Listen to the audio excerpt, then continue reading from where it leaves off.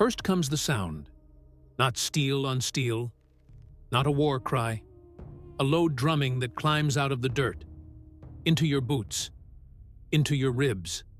Then the hiss, like 1,000 serpents waking at the same instant, rising from whisper to roar until it swallows every other sound on the plain.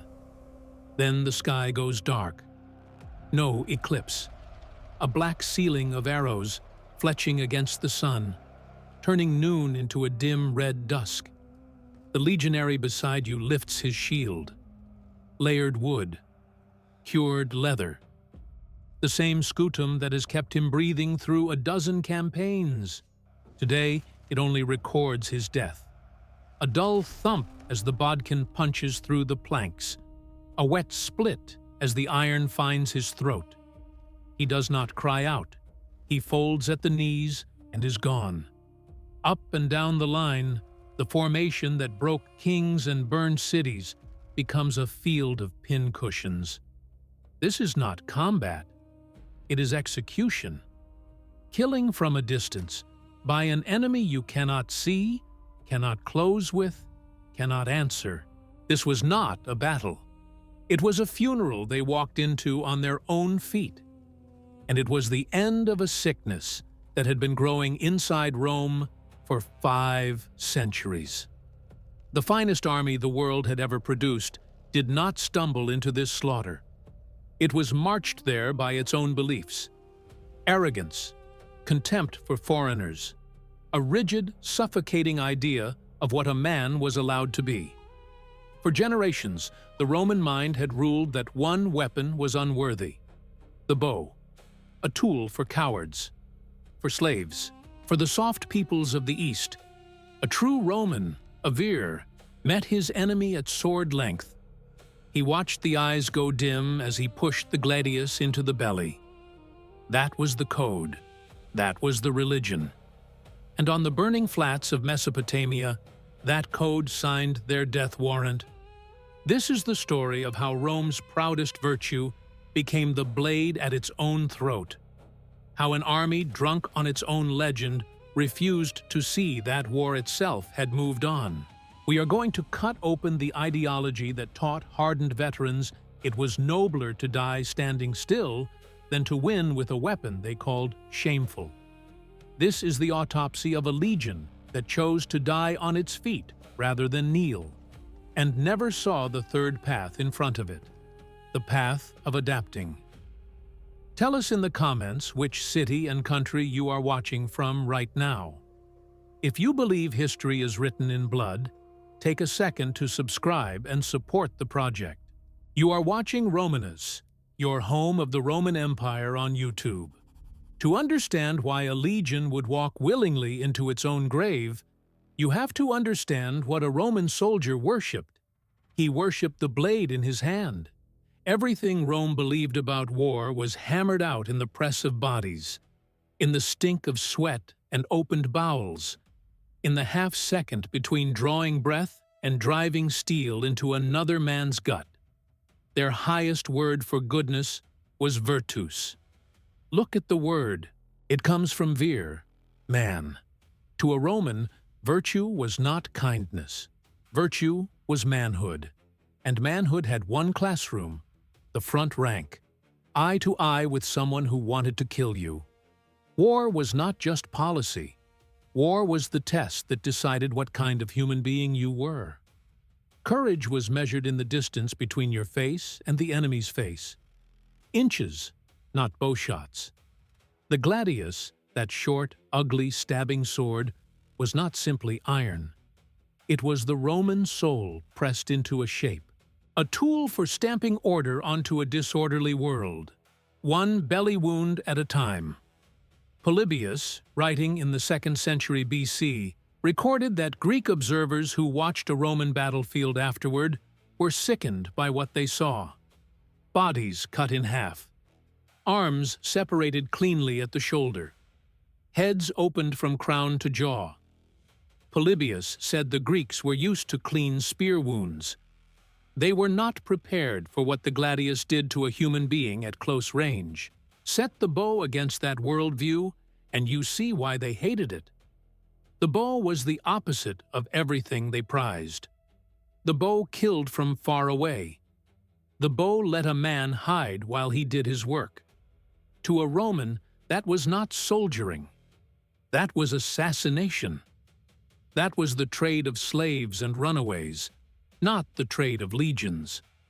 The archer, in the Roman picture, was a small figure crouching in shadow, afraid of the open ground. He was an Easterner, a Syrian, a Parthian, peoples they sneered at as soft, perfumed, womanish, untrustworthy by blood. Their founding stories had no archer kings. Romulus carried iron. Horatius Cocles held the bridge with shield and sword, while the river rose behind him. Hercules with a bow belonged to the Greeks. A Roman hero stood on his feet, shoulder bolted to the shoulder of his brother, and stared his killer in the mouth. Even the language carried the prejudice. The Latin word for archer, Sagittarius, was rarely spoken without a curl of the lip. The word for a man who fought with his fists in the rough Italian style, pugil, carried more honor in a senate house than the word for a man who could put an arrow through a copper coin at 100 paces. This contempt was not just barracks talk. It was written into the highest culture of the Republic. The men who shaped Rome's mind made sure of it. Virgil, in the Aeneid, the poem that told Romans who they were, lets a hero spit at an enemy by calling him a pretty archer with a painted quiver. The insult lands because everyone in the audience already agreed. Real men carry swords. Paint and arrows are for boys playing dress-up. Livy, when he tells the story of Rome, treats enemy bowmen as flies. A buzzing annoyance to be brushed off when the legions finally lower their heads and charge. Cicero, writing to his brother Quintus during Quintus's tour as governor of Asia, complained about the archers on his staff with a tone reserved for stray dogs. He called them necessary. He never called them soldiers. But the loudest voice in this choir was Cato the Elder, the censor of 184 BC, the man who ended every Senate speech with the demand that Carthage must be destroyed. Cato was the old guard made flesh.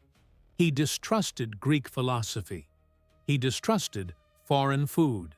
He distrusted Greek doctors, and once warned his son in writing that they would poison every Roman they touched.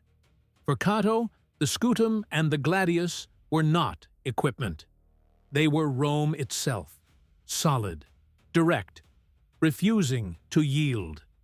He boasted that he had drunk the same wine as his rowers and slept on the same boards as his men. Through his speeches, his books, his constant moral hammering, he built a piece of propaganda that outlived him by centuries. The Roman way of fighting was not one method among many. It was the method. Every other way was decay. That message dripped down through the years until it poisoned the well. Any rising politician who suggested teaching citizens to shoot was finished. He had just confessed to weakness in public. He had just declared himself unfit to lead men. The Republican Legion was the practical answer to all of this belief. A machine. A beautiful, terrible machine. But a machine built to win one kind of war, the kind Rome had already decided it wanted to fight. The legionary was a moving fortress of wood and meat. His first shield against death was the scutum, a curved rectangle of glued planks faced with hide, edged with bronze. It weighed more than 20 pounds. It tired the arm. It was meant to. The men trained on the Campus Martius, the dusty plain outside the city walls, swinging weighted wooden swords twice the weight of the real gladius, and ramming 6-foot poles topped with sandbags until their forearms cramped. Vegetius, writing centuries later, preserved the drill. Twice a day. Every day. Until the motion became older than thought. Because the scutum was not only armor.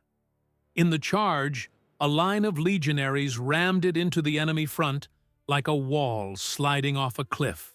The heavy iron boss at the center crushed noses, broke teeth, splintered spear shafts, and pushed grown men backward onto the men behind them.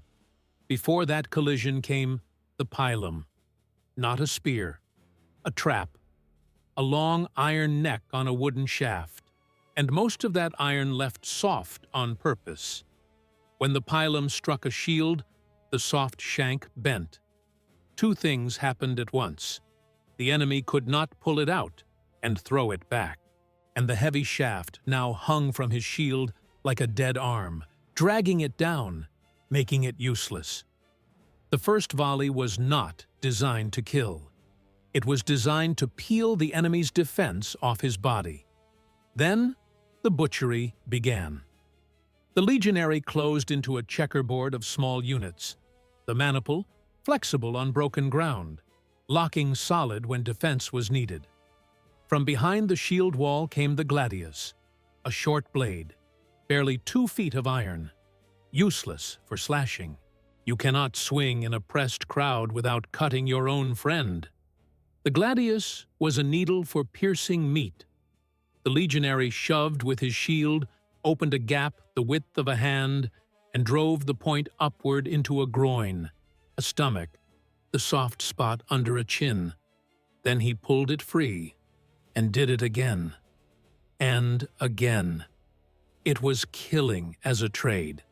It demanded discipline beyond imagination.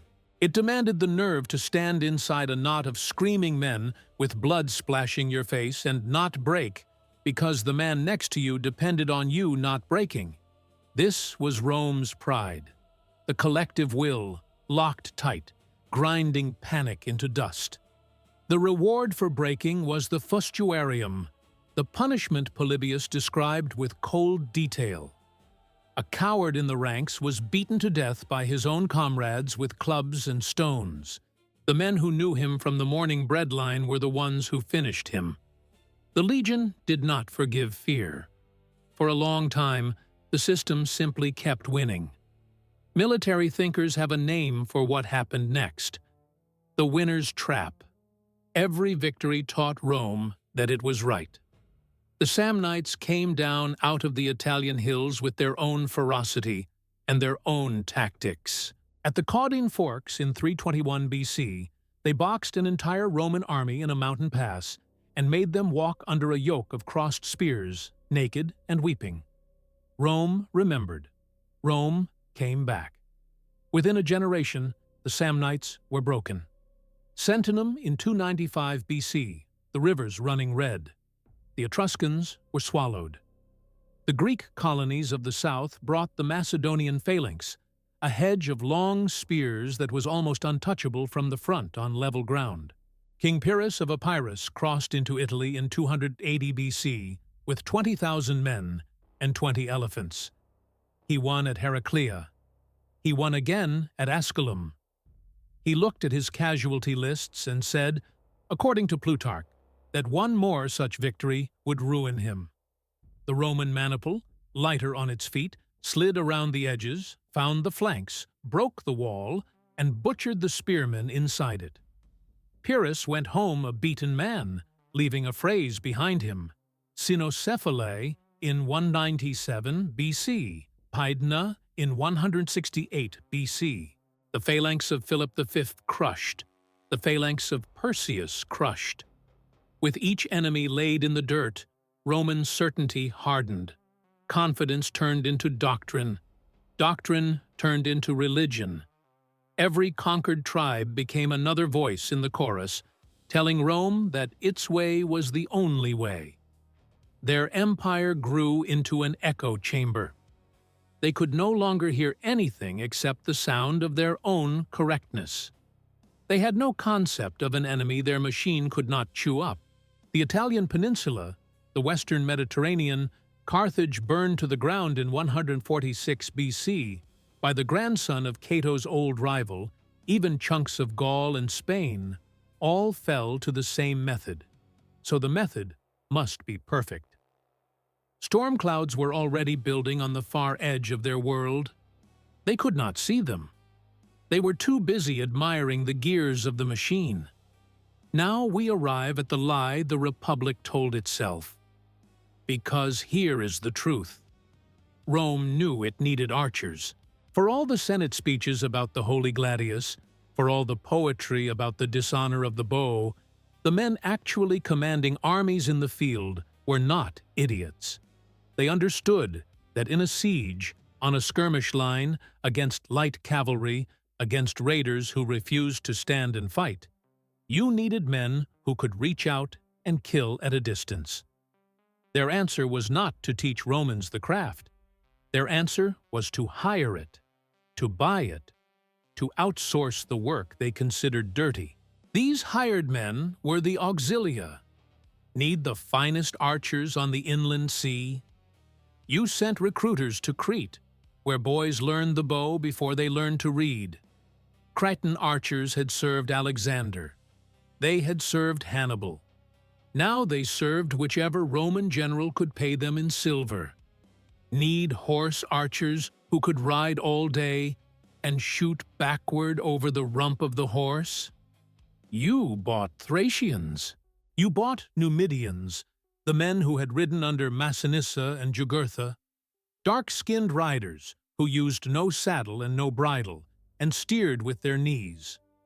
When Rome pushed deeper into the east after the defeat of Antiochus III at Magnesia in 190 BC, they drew thousands of bowmen out of Syria, a land where archery was a family inheritance passed from father to son. The auxiliaries became the nervous system of every Roman campaign. They scouted. They held the flanks. They garrisoned the lonely forts on the edge of the world.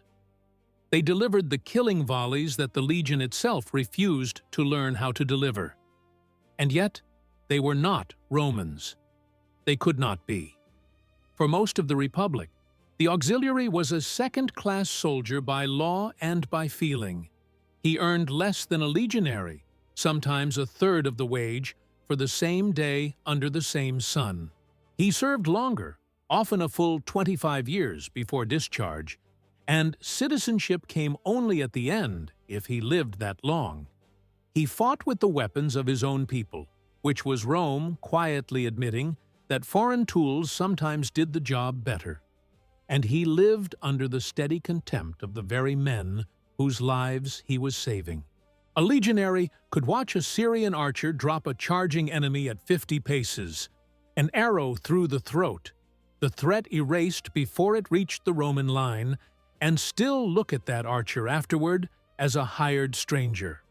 A man with no virtues, a man who lacked the courage to stand in the main rank where it counted. The archer was useful. The archer was not honored.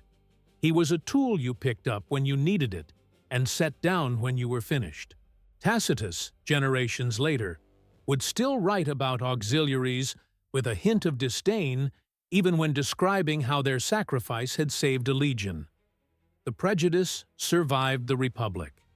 It survived emperors. It survived everything except the desert that was waiting. Before we go further, if you are loving this deep history and want more, consider joining the Romanus Lineage membership. You get early access, longer cuts, and chapters we cannot put on the public feed. The link is in the description. Because what Rome built was not a complete army. Rome built an army with a hole inside it, a self-inflicted blind spot, polished and defended by 500 years of pride. The citizen soldier was kept pure, pure of the bow, pure of the cowardly practice of killing from a distance. The Senate slept well believing this purity was strength. It was not strength. It was a bomb with a long fuse, and the fuse was already burning. In the spring of 53 BC, the fuse reached the powder. A man with more money than judgment was preparing to march that broken army out of the green hills of Italy, across the Adriatic, through the passes of the Taurus Mountains, down into a country of dust and heat and horizons that did not end. His name was Marcus Licinius Crassus. He was 60 years old. He was the richest man in Rome, by some accounts, the richest man in the history of the Republic, a fortune built on burning tenements and the slave auctions after Spartacus. He had crucified 6,000 rebels along the Appian Way and watched them rot for months. He had ruled as consul. He had sat at the same table as Caesar and Pompey and divided the world with them. He was missing only one thing: military glory, real glory. The kind Caesar was harvesting in Gaul, the kind Pompey had taken in the East. Plutarch tells us Crassus could not eat for thinking about it. He had 7 legions. He had a quaestor named Cassius Longinus, the same Cassius who would one day put a knife into Caesar. He had his own son Publius riding back from service under Caesar in Gaul, with 1,000 Gallic horsemen for company. He was about to win the kind of glory that made men into gods.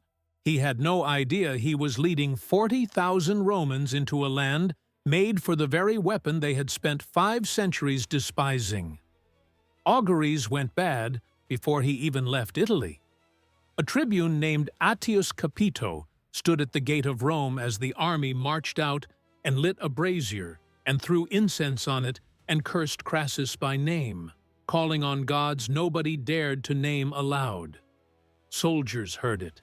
Soldiers remembered it, and waiting for him, far across the Euphrates, in a country of flat horizons and shimmering heat, was a man named Surena, 30 years old, a nobleman of the Parthian house. He had built his entire army around one simple promise. He would never let a Roman get close enough to use his sword. He had 1,000 camels in his baggage train. Nobody on the Roman side knew why. The man who would carry this disease all the way into the desert was Marcus Licinius Crassus. He was not Caesar. He was not Cicero. Crassus was something the Republic had not quite seen before and would never fully recover from. He was money in a toga. By most reckonings, he held the largest private fortune in Roman history, somewhere near 200 million sesterces, enough to feed the city of Rome for a year. The road he had taken to get there left soot on his hands. He had bought up half of Rome's tenements during the proscriptions of Sulla in 82 BC, when a man's head could be sold for a price set by the state. Plutarch tells the story that Crassus once added a friend's name to a proscription list himself, just to seize his estate, and Sulla afterward refused to invite him to dinner for a year. He kept a private fire brigade of 500 slave firefighters, many of them trained as architects and masons. When a building burned, his men would arrive and stand there with their buckets, while Crassus haggled with the screaming owner on the street below. The price dropped as the flames climbed. Only when the deed was signed did the water move. Once the fire was out, his slave architects would rebuild on the spot. He counted his wealth in legions. He said a man could not call himself rich unless he could pay an army out of his own purse. He could. He had done it. In 71 BC, he had funded 6 legions against Spartacus out of his own treasury, before the Senate had voted him a single sesterce. But silver could not buy what he wanted most. In the strange marketplace of the Republic, only one currency carried real weight at the top of the ladder: military glory. And he did not have it. He was the third name in a partnership of 3. The first triumvirate had been sealed in 60 BC in a private meeting in Rome, 3 men dividing the world over wine. Pompey the Great had bled the East dry between 66 and 62 BC, and brought home kings in chains. He had defeated Mithridates of Pontus. He had reorganized Syria into a province. He had walked through a triumph that lasted 2 days. Julius Caesar was 3 years deep into Gaul, killing Celts by the 100,000 and sending back dispatches that read like poetry. The commentaries that Roman schoolboys would still read 400 years later. Crassus had Spartacus, He had crucified 6,000 slaves along the road from Capua to Rome, and let them hang until the crows finished, and the bones came down on their own. To the Senate, it was sanitation, not war. Slaves were not Mithridates. A whip was not a triumph. The Senate had granted him only an ovation, the lesser ceremony, where the general walked on foot rather than rode in a chariot. He had not forgotten the insult. He was 60 years old in 54 BC when he took up the proconsulship of Syria. The mirror in his villa showed him the years. The applause was running out. He turned his eyes east to the one rival Rome had never broken, and he saw a chance to outpace both his partners in a single campaign. Parthia, the empire beyond the Euphrates, a name that still smelled of spice and gold in every Roman daydream. This would not be a war for Rome. The Senate had not authorized it. There was no formal declaration. A tribune named Attius Capito had stood at the city gate and pronounced curses on Crassus's head as he marched out, throwing burning offerings on a brazier and calling on gods nobody had named aloud in 100 years. The soldiers had walked past in silence, hearing every word.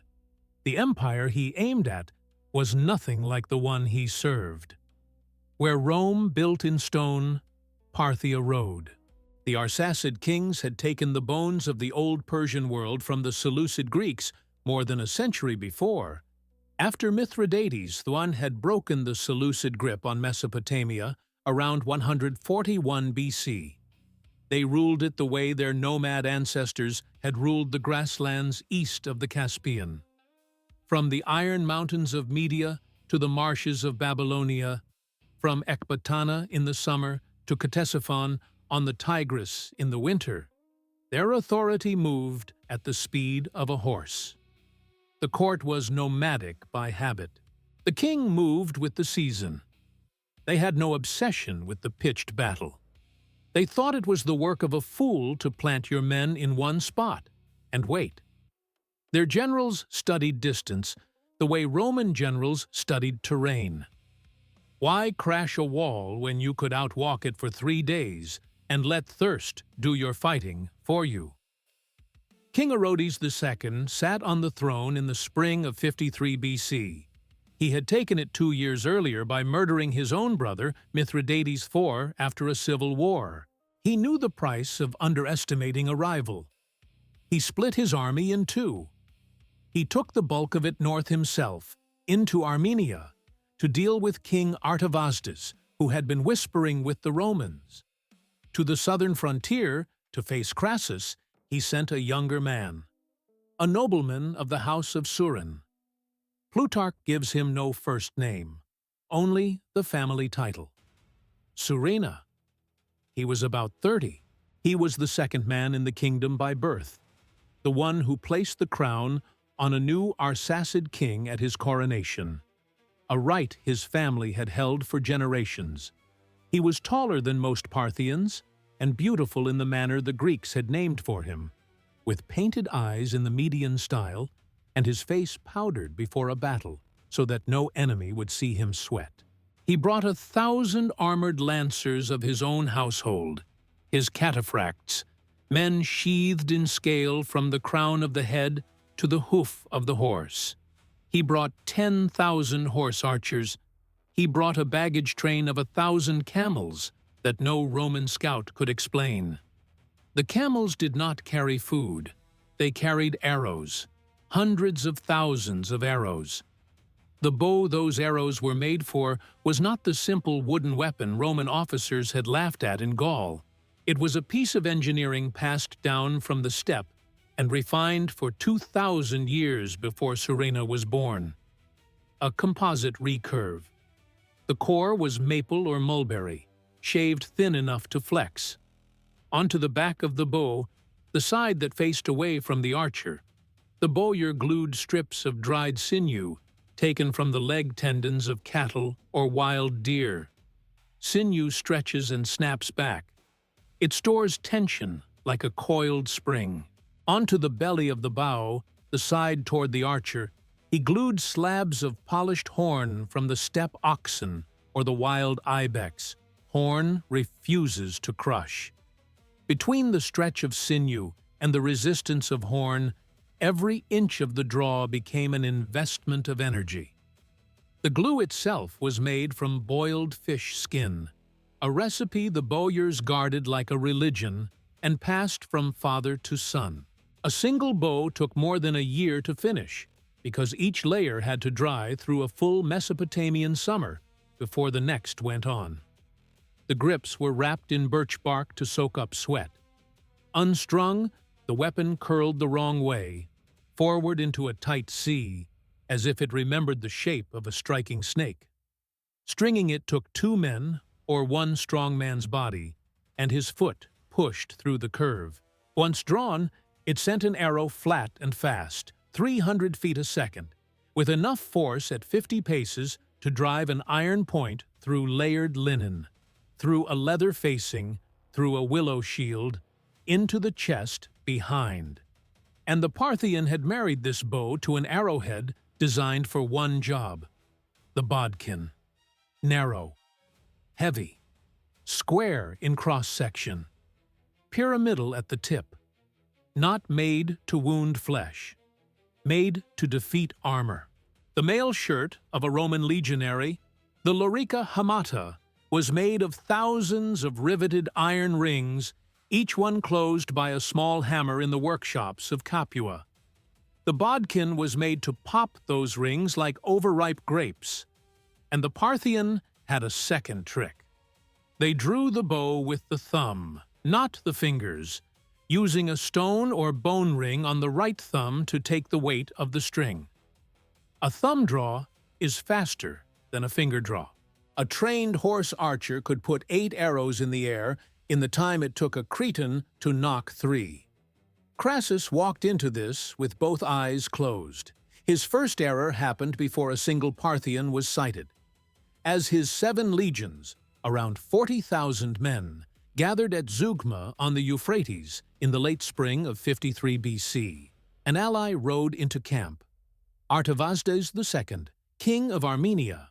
He brought 6,000 of his own cavalry as a gesture, and the promise of 30,000 foot and 10,000 more horse if the Romans would only listen. He spread a map on a folding table inside Crassus's tent and put his finger on the highlands of his kingdom.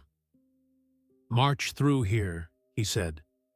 "The roads are harder, but the land breaks the legs of Parthian horses. Their cavalry is useless in the rocks. My infantry will fight beside yours. My granaries will feed you." Crassus heard the word infantry. He heard the word rocks. He heard a man asking him to take the slow road, the safe road, the road that did not end in a triumph. He refused. He told Artavasdes he would deal with Armenia after he had finished with Parthia. The king rode home that night. Within weeks he would be Orodes' hostage, marrying his son Pacorus to the Parthian crown prince's sister at a wedding in the city of Artaxata. While the wedding feast was in progress, a Greek troupe was performing Euripides' Bacchae. The Armenians would never come. There were other warnings. The crossing of the Euphrates itself went badly.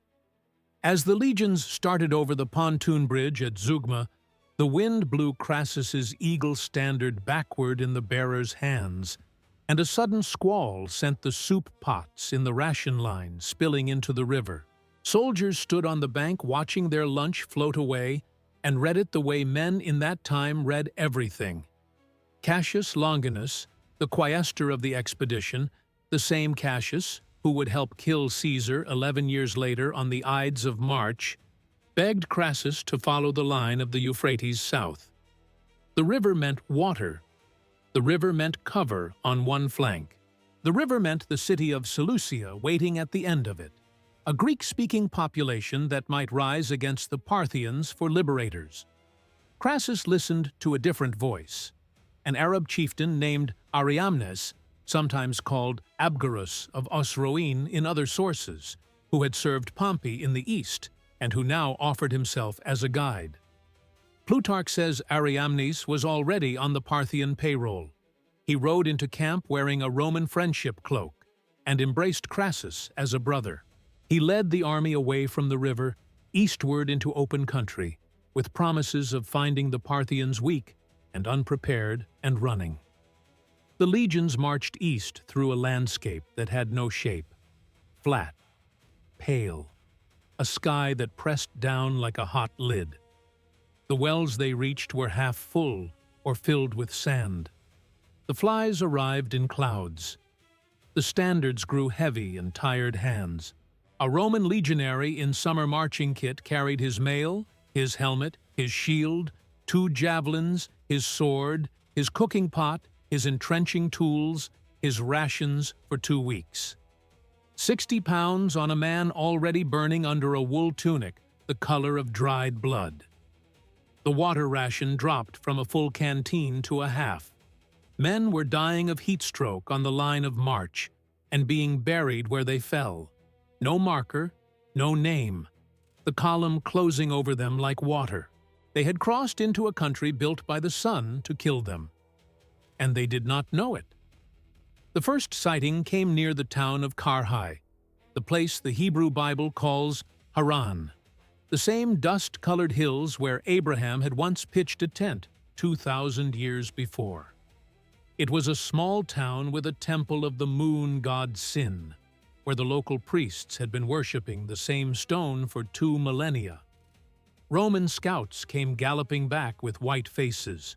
Of the dozen sent forward at dawn, only 4 returned. The others were already heads in Parthian saddlebags. The enemy was close. How close, they could not say. Cassius pleaded again. Make camp, rest the men, wait for the cool of evening. Form along the river you can still hear in the distance. Crassus refused.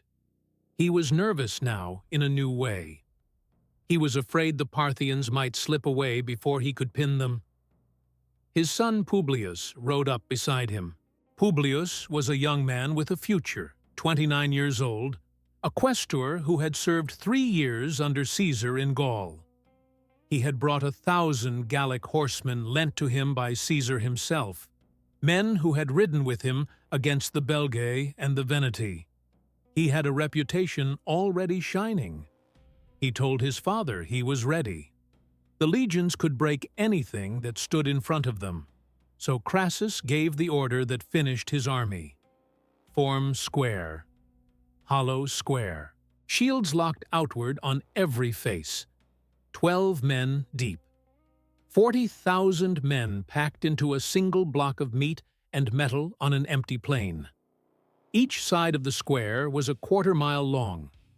Inside the square went the baggage, the wounded, the standards, the eagles, and Crassus himself.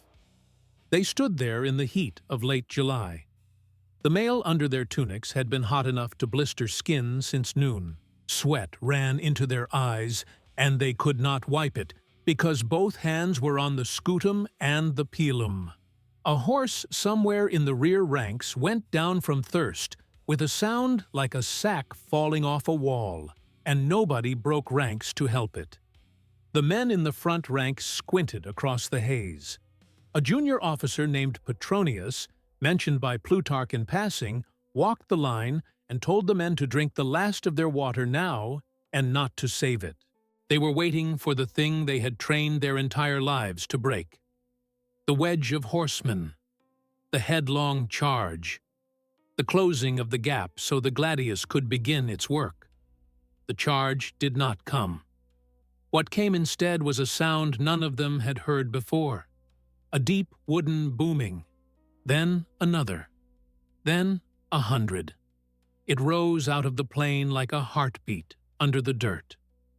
Parthian war drums, bronze bowls the size of bathtubs, stretched with oxhide, hung with small bronze bells around the rim, beaten with weighted sticks by men walking behind the cavalry. Plutarch says they were tuned so that the sound seemed to come from inside the listener's own chest. The veterans, Men who had stood against German charges and Pontic phalanxes felt something in their stomachs they did not have a name for. A centurion of the First Legion, a man named Megabaccus, according to a later inscription, was heard to say only the word "mother," very quietly, before he closed his mouth and did not open it again. Then the horsemen rolled into view. They did not come as the Romans expected. The cataphracts came first, walking, sun on the polished scale, banners of silk above them, the lances reaching 12 feet ahead of the horse. The legionaries set themselves for the charge. The cataphracts halted at 300 paces. Then, on a signal nobody saw, the silk cloaks came off the horse archers behind them, and the archers spread out at a canter. They did not charge either. They flowed. A wide, loose ring of riders just outside the reach of a thrown pilum, leaning low along the necks of their horses, the bows already moving. The first volley hissed up into the white sky and came down in a black sheet. It hit the shield wall like a long roll of thunder. The sound was layered. The dry crack of arrows splitting scutum planks. The high ringing of iron on iron where points found helmet rims. And then the sound nobody had been prepared for.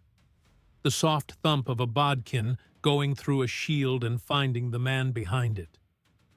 A legionary in the second rank looked down to see an arrow sticking out of his forearm with the shaft still quivering. He did not know yet that the point had gone through his shield, through his arm, and into his own ribs. He sat down quietly and did not get up. Up the line a centurion shouted an order, and an arrow took him through the open mouth. The order died with him.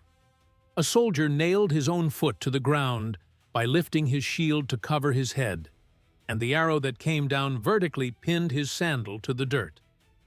He stood there pinned while the next volley arrived. Now, if you want to hold this story in your hands after the video ends, check the shop tab below this video. We have stocked our recommended deep history on the Parthian Wars and on Carrhae itself, along with our themed line of Roman legion relics.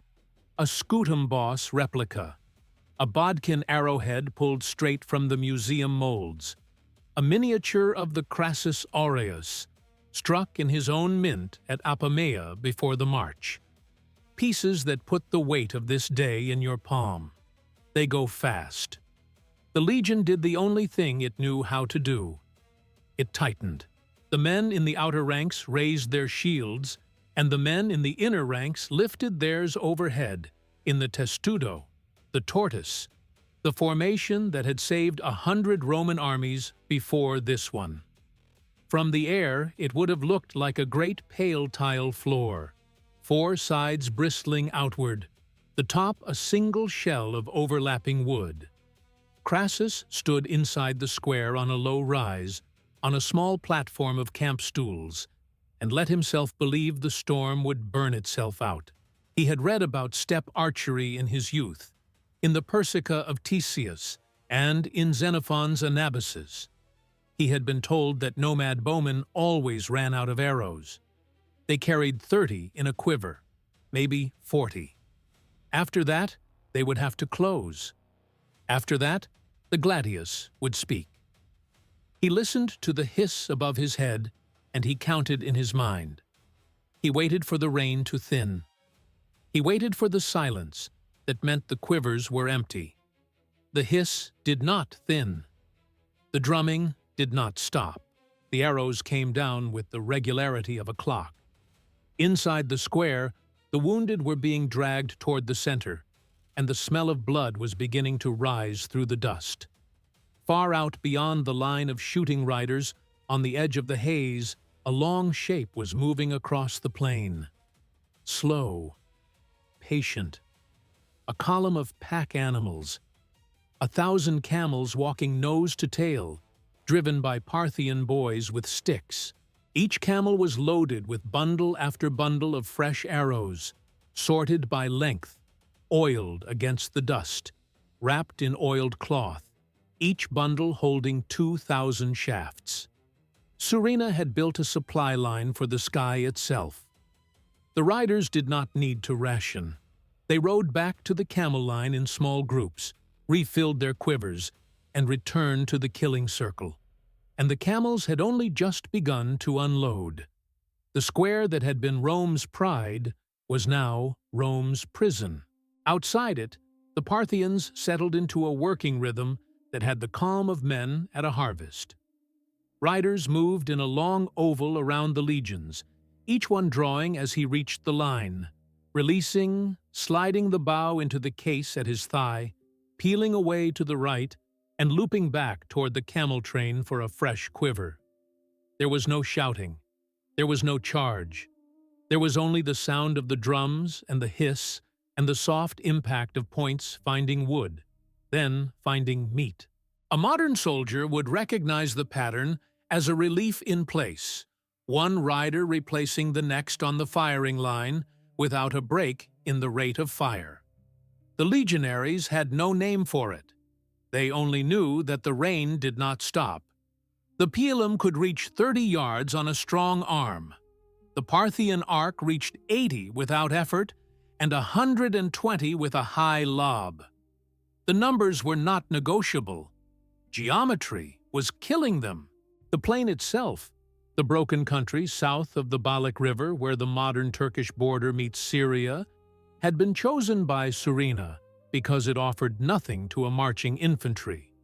No tree line, no ravine deep enough to hide a cohort, only low rises and salt scrub, and a horizon that wavered in the heat. Inside the square, the air was thickening.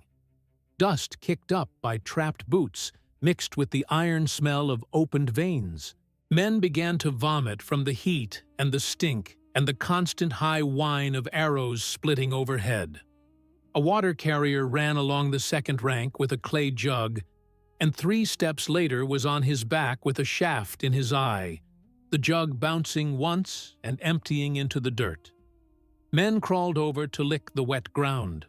A signifer of the 4th Legion, his standard staff already snapped above the boar emblem, stood holding the broken pole because no one had told him to put it down. He was crying without sound. A military tribune named Censorinus, a friend of Cassius, walked the inner ranks counting the wounded and gave up at 400 before lunch. The surgeons, the medici of the legion, worked at the center on planks laid over baggage crates. They had vinegar and honey and linen strips, and not enough of any of it. A bodkin point lodged in bone could not be pulled. It had to be pushed through and out the far side of the limb. Plutarch records that one veteran of the Pontic Wars, a centurion whose name has not survived, held his own arm steady on a baggage chest while a surgeon drove an arrowhead through the muscle from the inside, and he did not call out, and when it was finished, he walked back to the line and picked up his shield with the other hand. Crassus tried what every Roman commander before him would have tried. He ordered counterattacks. Small groups of cohorts peeled out of the square to drive the archers back. The archers feigned retreat. They had been drilling the move since boyhood on the plains of Hyrcania and Margiana, on grasslands where a boy was put on a sheep before he could walk, and on a horse before he could speak. They fell back at a controlled gallop, drawing the legionaries into open ground. Then, while still riding away, they twisted in the saddle and shot backward over the rump of the horse. Plutarch records the maneuver by name: the Parthian shot. It depended on a horse trained to run straight without a guiding hand, and on a thumb ring of bone or agate that could release a heavy draw cleanly while the rider's hips were rotated almost 180 degrees. The cohorts that gave chase died strung out in the dust, the men in front taking arrows in the chest, and the men in the back taking arrows in the throat. Each failed sortie shaved another few hundred legionaries off the count, and confirmed for the survivors that there was nothing to be done outside the square. There was also, soon, nothing to be done inside it. They tried the testudo, Front rank shields locked vertical. Second rank and behind angled overhead, edges overlapping, bronze rims kissing. The arrows hammered against the roof and skittered off into the dust around their feet. For an hour, it worked. Then the second part of Surena's plan began. From the far edge of the haze, a slow line of iron came forward at a walk. The cataphracts. Plutarch describes the moment with care. Riders covered head to heel in plates of steel sewn onto leather, each scale the size of a fingernail, layered like the skin of a fish. Horses covered to the knee in the same scale, eyes peering out through small metal masks shaped like a gorgon's face to frighten enemy mounts. Each lance was 12 feet of ash wood, tipped with a hand's length of iron, gripped two-handed against the right hip, the rein knotted on the saddle horn. They came at a trot. They did not need a charge. The mass of armored horse, 800 pounds plus rider plus iron, would do the work at a walk. Speed only mattered at the last 50 yards. They closed those 50 yards in silence, except for the rolling thunder of the hooves and the soft jingle of scale on scale. The testudo had no answer. The lance went through the front shield, through the man holding it, through the man behind him, sometimes through a third. The fan-shaped wounds left at the exit point were so wide that Roman surgeons in later years, men like Galen of Pergamum reading old field reports, would learn to recognize them and write that nothing could be done. The shell broke open. The cataphracts wheeled. The horse archers tightened the ring. In one of these moments, between the cataphract pass and the next storm of arrows, Crassus's son, Publius, rode up to his father's standard. He was 29. He had Caesar's letter of recommendation in a leather case under his cuirass. He had been engaged the previous winter to Cornelia, the young widow who would later marry Pompey and die in his arms in Egypt. He commanded the 1,000 Gauls and a few hundred select volunteers and 8 cohorts of legionary infantry, including 500-foot archers Surena had not yet bothered to count. He asked for permission to take them out and break the ring on the western face. He believed the legion could still do what legions did, if a man would only lead them. Crassus looked at him for a long moment. Plutarch says the old man did not answer with words. He nodded. Publius gathered his force and went out with the standard of the cohort at the front. The Parthians on the western face gave way before him just as they had given way before every other sortie. He pressed them. He believed, the way all the Roman commanders before him had believed, that the enemy was breaking. He rode out so far that the dust raised by the retreating Parthians hid the main square from his view. Then, on a plain of low-salt scrub 4 miles from his father, the Parthian line stopped retreating and folded around him.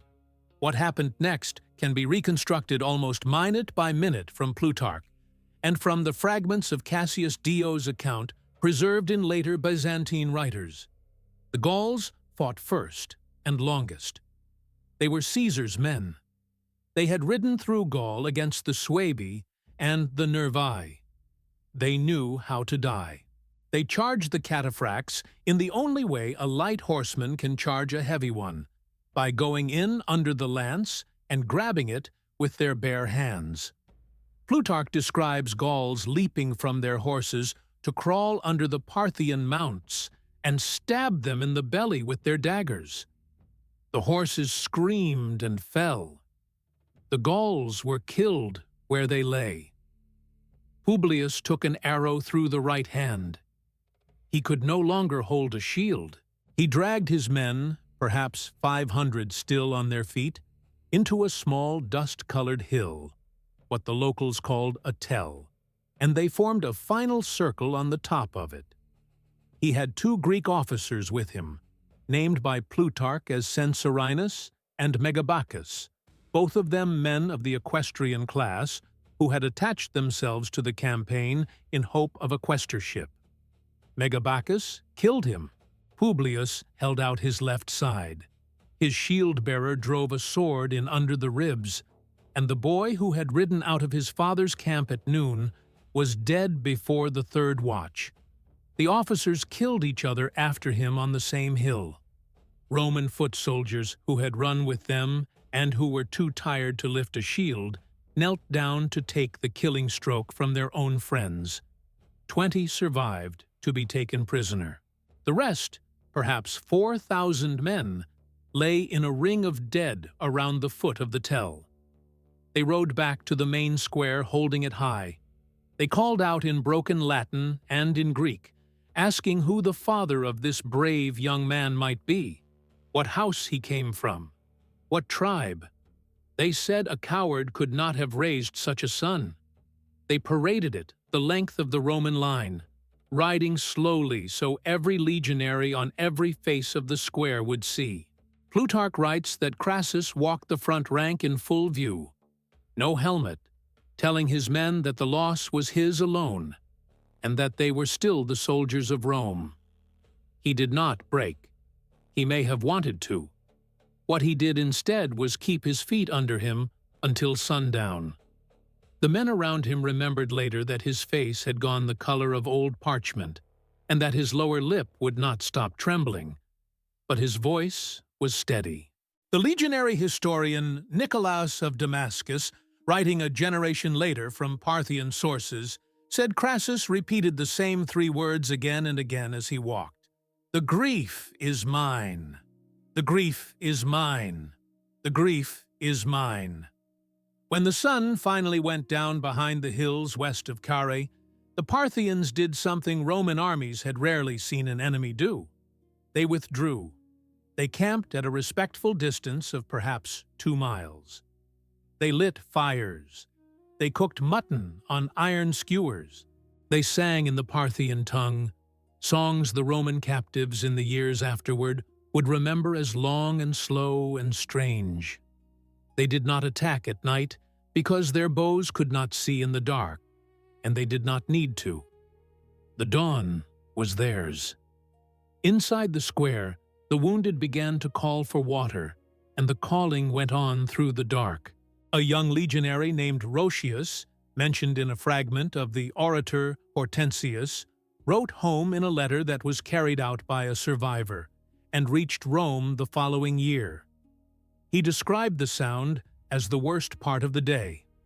Not the arrows.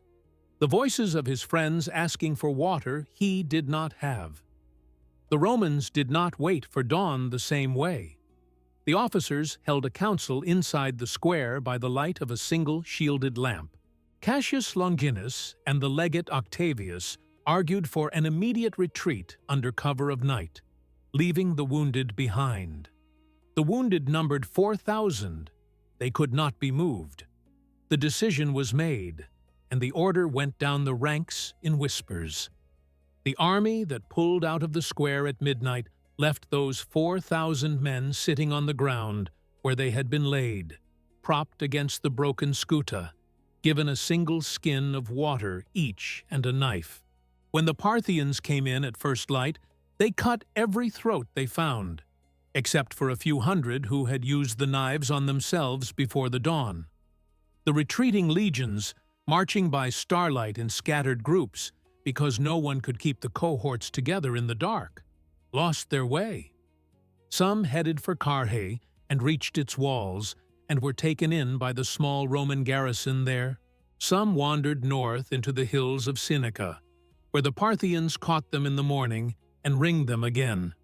4 cohorts under a centurion named Vargontius took a wrong turn at a dry watercourse and were destroyed in a hollow at sunrise without a single survivor to carry the name of the place home.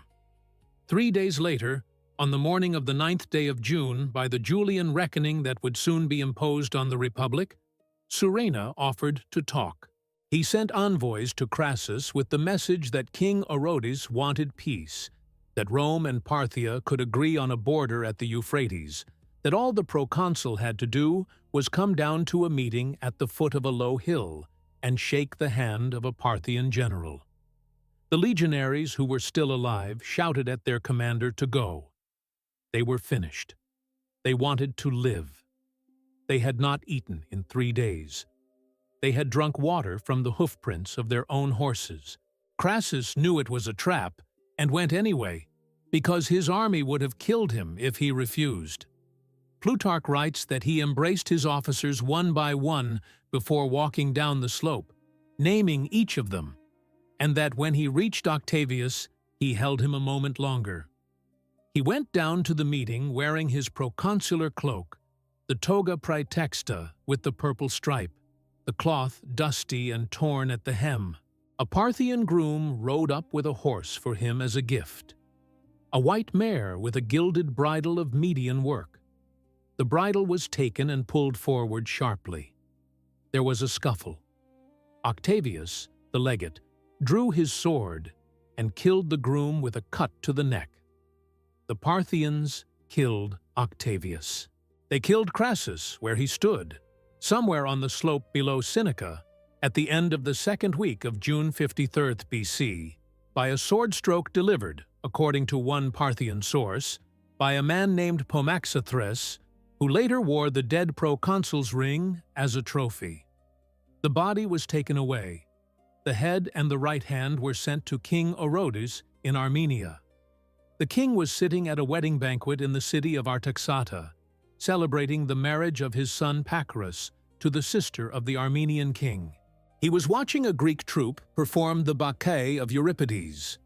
The lead actor was a man named Jason of Tralles, a tragedian on tour.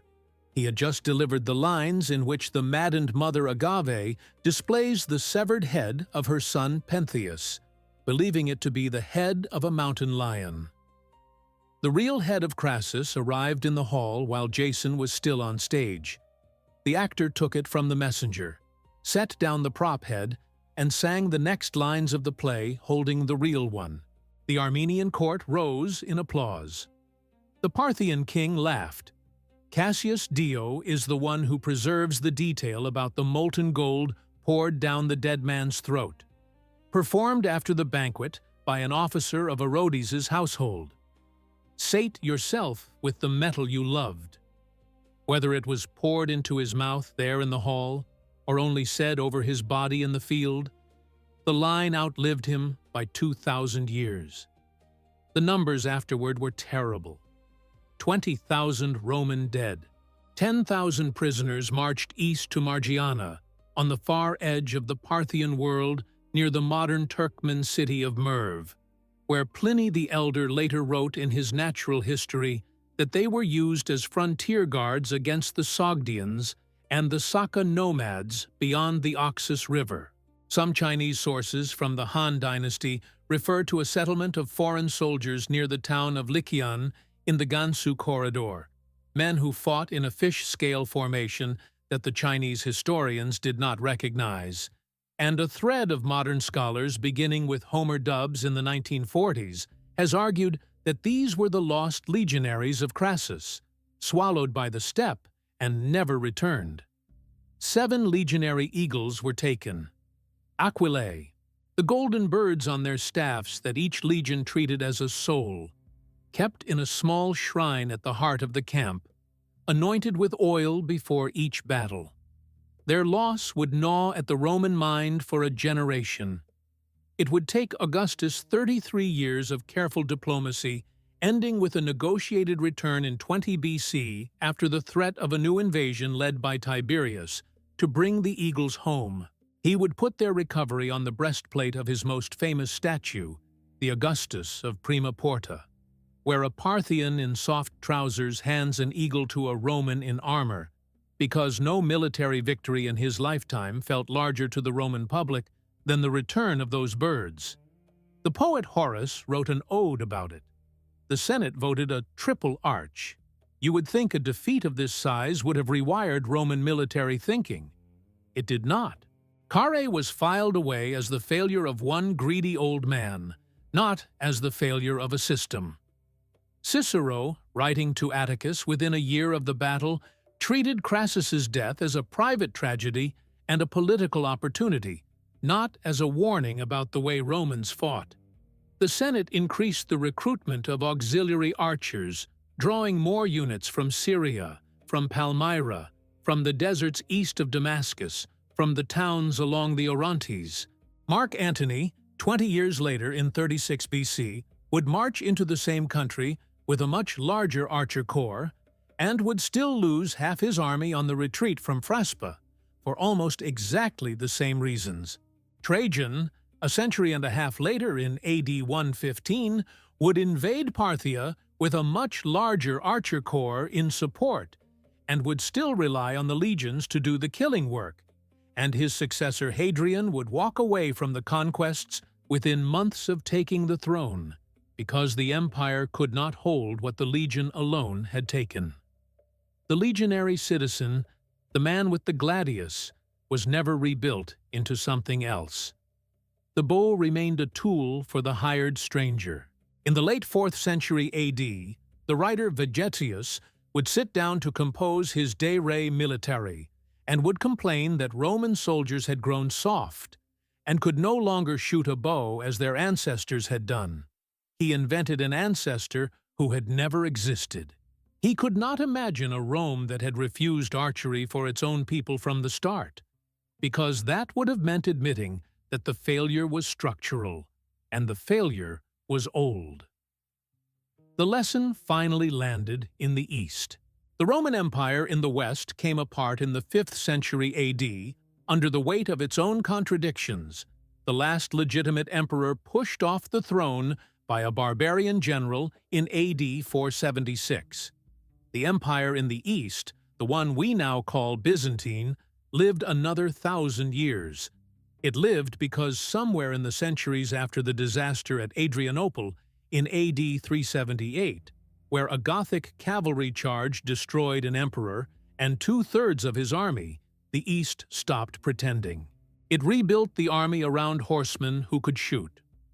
By the time of the Emperor Maurus, around AD 600, the standard Roman cavalryman of the East carried both a lance and a composite bow, drilled in both weapons since the day of his enlistment, and the manual that taught him is still readable today. It is called the Strategicon. It contains specific instructions on how to shoot from the saddle, how to feign a retreat, how to wheel and fire over the rump of the horse. The Parthian shot, transcribed in Greek, taught in Constantinople, performed against the Avars on the Danube and the Persians on the Tigris. The cataphract that had once ridden down Publius on a hill near Seneca was now Roman. The bow that had killed Crassus was now Roman. The empire that had once spat at the weapon now carried it across Anatolia, into Bulgaria, against the Avars at the siege of Constantinople in AD 626, against the Arabs at Yarmouk in AD 636, where it lost, against the Seljuks at Manzikert in AD 1071, where it lost again, against everything that came at it for 1,000 years. Rome survived in the East by becoming the thing it had hated. The lesson of Carrhae was finally heard. It only took the fall of half the empire to clear the ears of the other half. Thank you for staying with this story to the end. If the long ride from the Campus Martius to the dust outside Carrhae held you, drop a comment with one detail that stuck in your mind. Hit like and share this video with anyone who still believes that pride is a strategy. You have just watched another premium documentary by Romanus, your home of the Roman Empire, on YouTube. Your walk through the dark side of Rome is not finished. The next video is already loading on your screen. Click it now. The Republic still has worse days to show you.